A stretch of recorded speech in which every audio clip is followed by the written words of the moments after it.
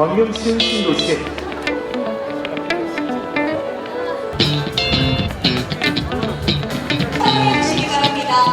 하나하나의 의견이 정책이 되고 실행이 되고 평가하는 시민주권정부 광명시를 만들어가는 주인공이 되어주시기를 부탁드리겠습니다.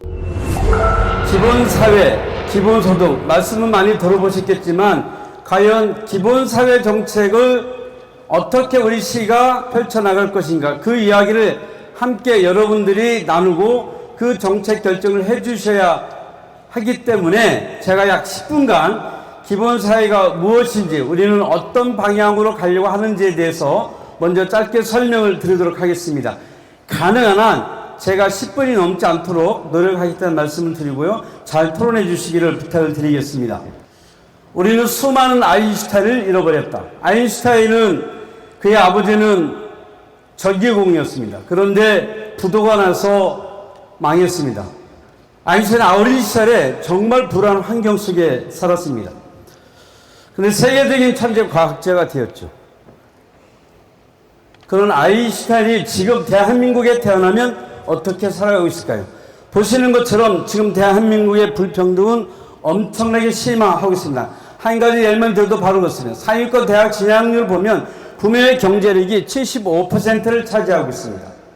우리 사회 상위 그룹만 현재 좋은 대학에 입학하고 있는 시점입니다. 두 번째, 지금 우리는 복합적인 위기 속에 살고 있습니다. 기후재난이라고 표현되어지는 이 내용들 보면 2100년에는 지구 표면 온도가 최대 4.4도까지 오릅니다. 온도가 3도만 오르면 300만 명이 사망한다고 합니다.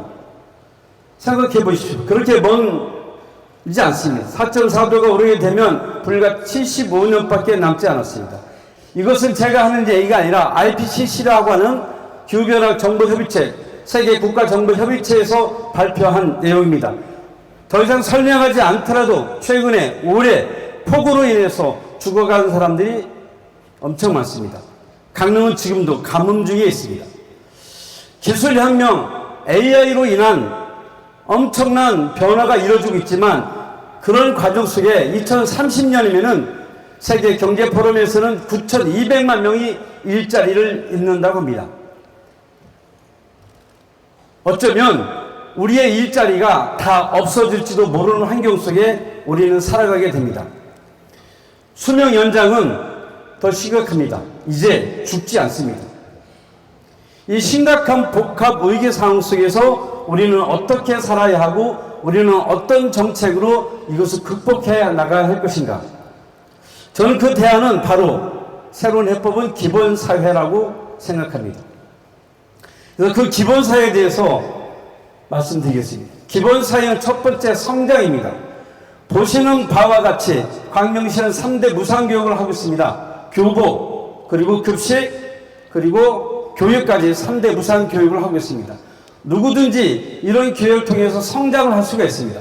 광명시민 햇볕발전소는 그냥 몇 개의 협동조합이 있는 것이 아니라 기후 문제를 대응한 햇볕발전소가 결국에는 우리의 먹거리를 해결하는 새로운 산업으로 성장할 수 있는 기회가 되는 겁니다. 민생회복 소비 쿠폰이나 우리의 상반기에 했던 민생안전지원금 등 이것은 소상공인 자영업자를 지키는 골목경제를 지키는 매우 중요한 정책 중에 하나입니다. 평생학습 지원금은 50대 때 지급하고 있습니다. 30만 원 밖에 지급하지 않지만 그것은 학습할 데만 쓸 수 있습니다. 누군가는 그것이 마중물 역할이 돼서 우리의 삶을 바꿔나갈 수가 있습니다. 이렇게 기본사회는 우리의 성장을 돕습니다. 두 번째 기본사회는 정의입니다. 누구든지 우리는 똑같은 기회를 누려야 합니다. 청년 기본소득, 아동수당, 그리고 광명시가 하고 있는 출생했을 때 출생소득뿐만 아니라 촛불 아이 축하금, 아이조화 붕붕카, 노인 어린이 청소년 대중교통비, 우리 청소년들에게 6만원, 9만원의 버스비를 지원합니다. 노인들은 6만원씩 버스비를 지원합니다. 교통약자들입니다. 이것이 단순하게 버스비를 지원하는 것이 아니라 가장 대중교통을 이용하는 사람들, 약자들입니다. 청소년입니다. 노인들입니다. 그리고 그것으로 끝나는 것이 아니라 기후위기 대응에 적응하는 정책들입니다. 이렇게 기본사회는 우리 사회의 정의를 만들어가는, 누구나 똑같이 누릴 수 있는 기회를 제공하는 그러한 사업입니다. 세 번째는 연대입니다. 왜 연대일까요? 우리는 이제 혼자 살아갈 수가 없습니다. 사회연대 경제를 통해서 지역사회 안에서 협동조합을 통해서 함께 일하고 함께 성장할 수 있는 사회를 만들어가야 합니다.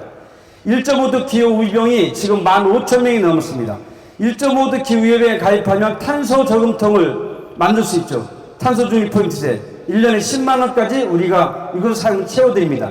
이것이 작지만 이것이 일상화가 되면 우리의 삶이 근본적으로 바뀌어질 수도 있다고 생각합니다. 여기에 있는 다함께 돌봄센터, 가족 돌봄수당, 돌봄 그 자체가 사실은 복지이자 우리의 연대이기도 합니다. 공동체를 살리는 가장 중요한 힘이기도 합니다. 기본사회는 우리의 공동체적 삶을 키워줍니다.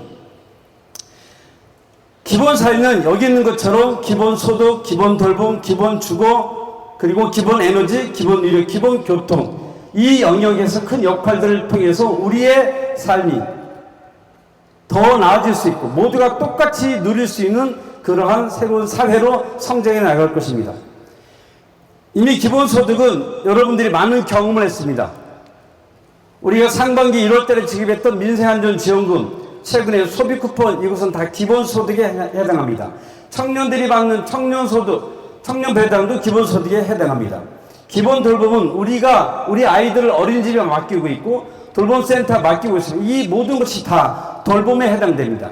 내년부터는 본격적으로 노인들에 대한 통합돌봄을 우리 지방정부가 다 해야 합니다. 이 돌봄을 하나하나 다 함으로 인해서 우리가 지역사회 내에서 모든 것을 함께 책임지고 가는 사회로 가야 합니다. 기본주거는 임대주택, 사회주택을 포함한 청년주택, 신혼주택, 이런 모든 주택을 이야기하는 겁니다. 누구든지 다 집이 있어서 우리의 삶이 불편하지 않게끔 하는 사회로 가야 합니다. 누구든지 대중교통을 다 이용할 수 있는 권리가 있어야 합니다. 학원동에 버스가 들어가지 않습니다. 버스가 들어가지 않는 이유는 수익이 나지 않기 때문에 들어갑니다. 우리 시가 공공용 택시라고 해서 학원동에서 시내 나올 때는 1,500원의 택시를 타고 나올 수 있습니다. 소외되지 않는 대한민국의 광명시에 살고 있으면서 그 어느 것도 소외되지 않는 형태의 기본사회 정책을 만들어 가자라고 하는 겁니다. 기본의료는 우리가 보건세 주치 제도가 있습니다. 그러나 여기에는 저소득 계층으로 되어 있습니다. 그러나 누구든지 국민 한 명당 주치기 할 수 있는 사회를 가야 된다고 생각합니다. 우리 시가 검토하고 있는데 65세 이상 노인들한테는 주치 제도를 적용해서 그분의 건강 상태를 늘 체크하고 고혈압, 당뇨병 늘 체크해서 상담하고 지원할 시스템을 가지고 가려고 합니다. 그렇게 할 수 있는 기본 의료시설을 만들어야 합니다. 맨 마지막에 가려져 있는데 기본 에너지입니다. 잘 아시겠지만 신안군에선 에너지연금, 햇빛연금으로 주민들이 50만원씩 받아갑니다. 굉장히 많은 태양광을 설치하고 바닷가에 거기서 생기는 이득금을 주민들이 가져갑니다. 우리는 그렇게 할 수 없습니다. 그런 우리는 산과 바다가 없기 때문입니다. 그래서 저는 우리 시민 모두가 에너지 협동조합에 가입해서 태양광을 비롯한 재생에너지를 함께 만들고 생산하고 이용할 수 있는 새로운 사회를 만들어 가야 합니다. 이러한 기본 사회를 만들어 가자라고 하는 것이 저희 광명시의 가장 궁극적인 시정의 목표입니다. 기본 사회는 민주주의고 모두의 행복을 위해 우리가 만들어가는 것이라고 마지막 제 말씀을 드립니다. 우리는 그동안 고속성장 시대에 살아오면서 경쟁 사회 속에 살아오면서 누군가는 앞서 달려가고 누군가 뒤처져 있는 사람은 돌아보지도 않고 달려갔습니다. 이제는 뒤처져 있는 사람 손잡고 가고 옆에 있는 사람 같이 손잡고 가면서 모두가 행복하게 잘 살아갈 수 있는 사회를 만들어 가자라고 합니다. 마지막 하나 부탁드립니다.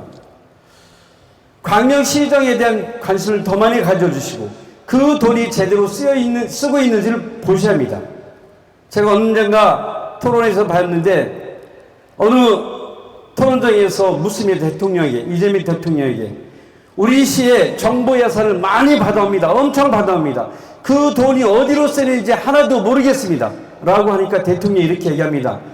잘 쓰는 게 중요하죠. 그렇습니다. 제가 처음에 취임했던 2018년도 결산 검사 확인해 보니까 우리 시 예산이 약 7,700억 원 수준이었습니다. 그런데 작년 연말 결산해 보니까 1조 6천억 정도 됩니다. 매년 1,000억씩 예산이 증가해 왔습니다. 이 모든 사실을 아셔야 됩니다. 그리고 그 돈이 누구에게 어떻게 쓰여지는지 잘 아셔야 됩니다. 그래서 기본 사회 정책을 통해서 골고루 누구든지 그 예산을 잘 쓸 수 있도록 하는 탄탄한 사회를 만들어가자, 기본 사회를 만들어가자라고 하는 겁니다. 그래서 오늘 2부 토론회는 그러한 정책을 어떻게 만들 것인지 우리 시민 여러분들이 토론을 통해서 결정해주면 함께 해결해 나가겠다고 하는 것입니다. 서두에 말씀드렸던 것처럼 그것을 결정해주면 이 기본사회 정책은 아주 세부적인 설계가 필요하기 때문에 순위에 들어오신 분 정책들은 시와 의회와 함께 협력해서 제안한 분들과 함께 재설계해서 내년에 집행해 나가도록 하겠습니다. 그렇게 만들어가는 사회가 시민 주권 정보를 만들어 나가는 길이라고 생각합니다. 시민 여러분들이 내어준 하나하나의 의견이 정책이 되고 실행이 되고 평가하는 시민 주권 정보 광명시를 만들어가는 주인공이 되어 주시기를 부탁드리겠습니다. 고맙습니다. 감사합니다.